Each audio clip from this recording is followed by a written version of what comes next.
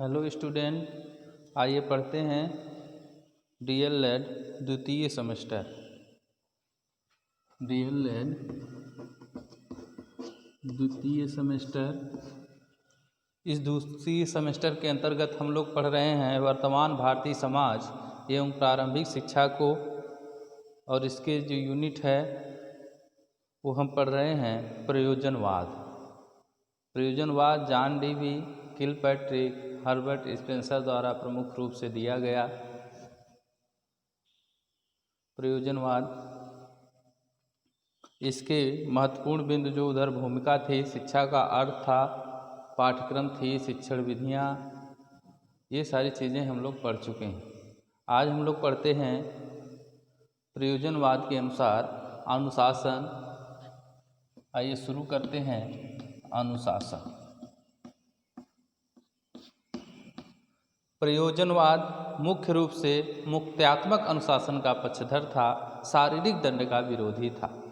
प्रयोजनवाद बालकों को स्वतंत्रता प्रदान करता है और मुक्तात्मक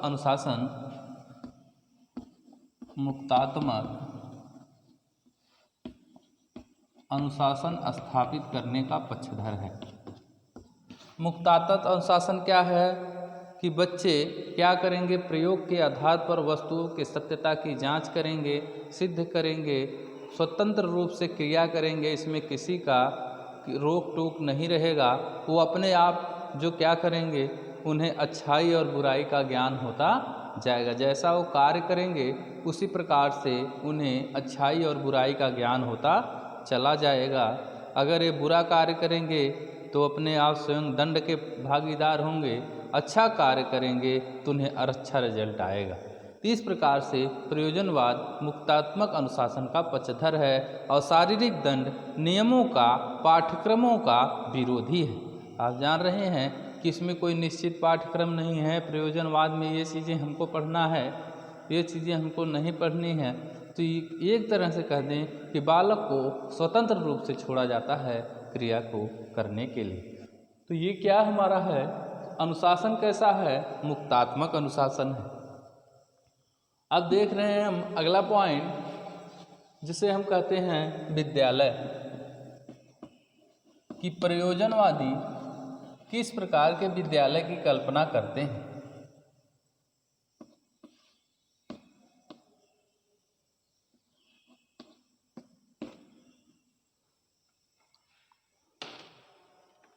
प्रयोजनवादी ये चाहते हैं कि विद्यालय क्या है, ये समाज है। तो हम इसी समाज को रखते हुए प्रयोजनवादी ये चाहते हैं कि विद्यालय में निम्नलिखित गुण होना चाहिए, या विद्यालय निम्नलिखित गुणों से युक्त होता है। क्या गुण उसमें होते हैं हम पहले लिख लेते हैं, उसके बाद समझेंगे। विद्यालय क्या है, समाज का लघु रूप है।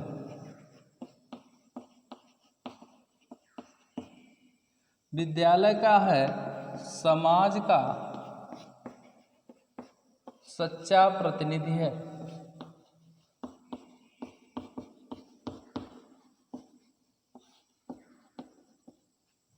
विद्यालय क्या है, समाज की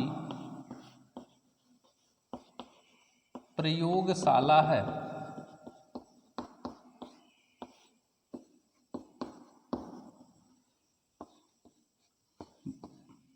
विद्यालय क्या है, समुदाय का, कम्युनिटी जिसे समुदाय कहते हैं, समुदाय का केंद्र है।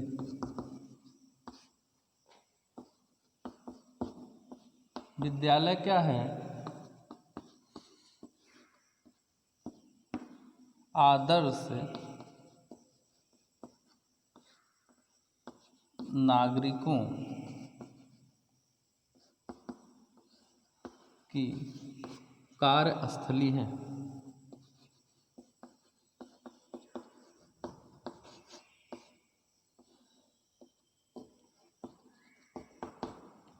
तो ये है प्रयोजनवाद के अनुसार विद्यालय है। क्या विद्यालय है, किसकी कैसे प्रकार के विद्यालय की कल्पना करते हैं, ये कहते हैं कि हमारा जो स्कूल है, हमारा जो कॉलेज है, वो क्या है, समाज का छोटा सा रूप होना चाहिए या समाज का छोटा सा रूप होता है।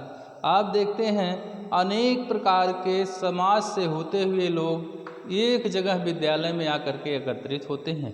तो ये विद्यालय में जब एकत्रित होते हैं तो ये भी इसका एक समाज हो जाता है छोटा सा। तो समाज छोटा सा हो जाता है तो इसलिए विद्यालय क्या होता है, समाज का एक छोटा सा रूप होता है। दूसरा है समाज का सच्चा प्रतिनिधि है, प्रतिनिधि नेतृत्व करता, अर्थात कहने का मतलब विद्यालय से ही अनेक प्रकार के गुणों को लेकर के लोग समाज में जाते हैं और उन गुणों का प्रयोग करके एक अच्छा नेतृत्वकर्ता बनते हैं। तो ये कहाँ से उन्हें ये गुण मिले, ये विद्यालय से मिले। इसलिए सच्चा या वास्तविक प्रतिनिधि जो तैयार करता है वो विद्यालय तैयार करता है। दूसरा है समाज की प्रयोगशाला है। समाज की प्रयोगशाला का मतलब ये है कि इस विद्यालय में अनेक प्रकार के स्टूडेंट या छात्र पढ़ने के लिए आते हैं। तो यहाँ जो उत्तम आदतें, अच्छी आदतें सिखाई जाती हैं, कुछ स्टूडेंट इसको अच्छे तरीके से ग्रहण करते हैं और कुछ ग्रहण नहीं कर पाते हैं। तो ये जो प्रयोग किया जा रहा है उनमें अच्छी आदतें डालने का, सुधारने का प्रयोग किया जा रहा है। उस प्रयोगशाला में कुछ तो विद्यार्थी अपना लेते हैं, कुछ नहीं अपना पाते हैं। अर्थात यह प्रयोग कुछ तो सफल हो जाता है, कुछ निष्फल हो जाता है, बेकार हो जाता है। तो लेकिन विद्यालय क्या करता है, हमें अच्छी बातें बताता है, अच्छे गुणों से युक्त बातें बताता है, हम पे प्रयोग करता है। तो एक तरह से विद्यालय क्या हो गया, प्रयोगकर्ता हो गया, प्रयोगशाला हो गया। वहाँ आकर के व्यक्ति अच्छी आदतें सीखता है, नहीं भी सीख पाता है। तो इस प्रकार से विद्यालय क्या है, समाज की प्रयोगशाला है। दूसरा है समुदाय का केंद्र है। अभी हमने बताया कि अनेक प्रकार के कम्युनिटी से आते हुए लोग इस विद्यालय में आते हैं। तो इस विद्यालय में अनेक प्रकार के लोग आते हैं। तो कुछ दूसरे समुदाय से आते हैं, कुछ दूसरे समुदाय से आते हैं, कुछ दूसरे समुदाय से आते हैं और एक जगह आकर के एकत्रित होते हैं। इसलिए यह क्या हो जाता है, समुदाय का केंद्र हो जाता है। अगला देखते हैं हम, आदर्श नागरिकों की कार्यस्थली है। अर्थात कहने का मतलब अच्छे नागरिक यहीं से उत्पन्न होते हैं, अच्छे नागरिक यहीं से बनते हैं। तो बिना विद्या के कोई सफल नहीं हो सकता है, बिना ज्ञान के, बिना शिक्षा लिए कोई सफल नहीं हो पाता है। उसे कितना भी धन मिल जाए, लेकिन जब अगर उसे शिक्षा नहीं रहेगी, एक तरह से उस धन का दुरुपयोग होगा। उस धन का दुरुपयोग होगा, सब लोग इधर उधर से उस धन को छीन लेंगे और वह धन समाप्त हो जाएगा। लेकिन अगर विद्या है तो क्या है, उस धन का प्रयोग हम अच्छी जगहों पर कर सकते हैं। तो विद्यालय क्या करता है, हमें अच्छा नागरिक बनने की प्रेरणा देता है, अच्छा नागरिक बनाता है और हम इस अच्छाई को समुदाय के स्तर पर, समाज के स्तर पर प्रेषित करते हैं और हम एक अच्छा नागरिक बन जाते हैं। तो इस प्रकार से विद्यालय क्या है, आदर्श नागरिकों की कार्यस्थली है, मतलब कार्य करने का स्थान है। तो विद्यालय ही अच्छे नागरिक बनाता है या अच्छे नागरिक ही विद्यालय में कार्य करते हैं। तो इस प्रकार से विद्यालय क्या है, समाज का एक छोटा सा रूप है। विद्यालय क्या है, समाज को कुशल नेतृत्व कर्ता प्रदान करता है। विद्यालय क्या है, समाज के लिए छात्रों में अच्छी आदतों का निर्माण करता है। विद्यालय क्या है, अनेक प्रकार के कम्युनिटी समाज से आए हुए लोगों का केंद्र बन जाता है। परस्पर लोग मिलते जुलते हैं तो एक समुदाय बन जाता है। विद्यालय क्या है, यहीं से ही अच्छे नागरिक तैयार होते हैं, अच्छे नागरिक कार्य करते हुए हमारे बीच आते हैं। तो ये विद्यालय की कल्पना करता है प्रयोजनवाद। अगला देखते हैं, प्रयोजनवाद के अनुसार या प्रयोजनवाद का उद्देश्य क्या है। आइए उद्देश्य को पहले पॉइंट में लिखते हैं। नंबर 1, नवीन आदर्शों, मूल्यों का सृजन करना।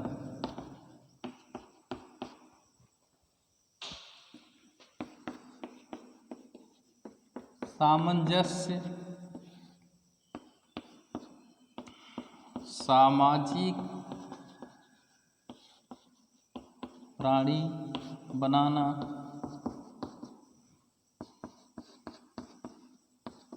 सत्य की खोज करना,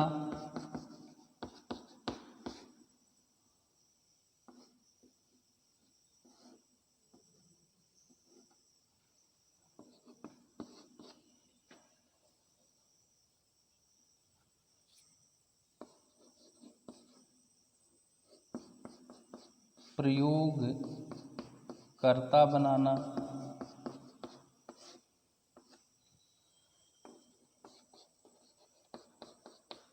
भौतिक जीवन व्यतीत करना।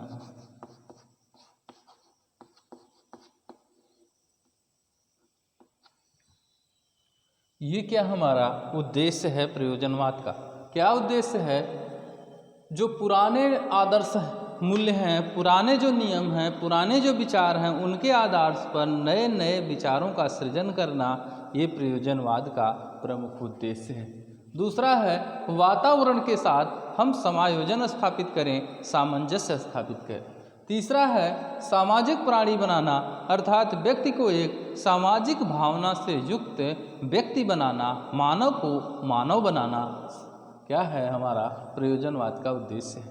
तीसरा है सत्य की खोज करना, वस्तु और तथ्य के आधार पर हम किसी वस्तु की सत्यता की जांच कैसे करें, सत्यता की जांच प्रयोजनवाद करता है। ये डस्टर सत्य है, इसकी खोज कौन करेगा? ये प्रयोजनवाद करेगा। इस डस्टर को डस्टर क्यों कहा जाता है? इसकी सत्य की खोज कौन करेगा? प्रयोजनवाद करेगा। पांचवा प्रयोगकर्ता बनाना, अर्थात व्यक्ति को एक वैज्ञानिक प्राणी बनाना, व्यक्ति को विज्ञान की तरफ ले जाना, हर चीज़ों में प्रयोग करके उसे सिद्ध करने के लिए एक ललक तैयार करना, एक तरह से व्यक्ति को प्रायोगिक व्यक्ति बनाना। दूसरा भौतिक जीवन व्यतीत करना, अर्थात प्रयोजनवाद कहीं भी नहीं आध्यात्मिक जीवन का पक्षधर रहा है, बल्कि जो चीज़ें आपको दिखाई दे रही हैं वही चीज़ें सत्य हैं। इस सत्यता के अनुसार आप जिन सुख सुविधाओं को ले सकते हैं उन सुख सुविधाओं को लीजिए। ये सुख सुविधाओं का कभी विरोध करने वाला नहीं है। ये भौतिकता में जीवन व्यतीत करने के लिए हमें प्रेरित करता है। इस प्रकार से प्रयोजनवाद का उद्देश्य है। ओके, अगले दिन हम पढ़ेंगे प्रयोजनवाद की प्रासंगिकता।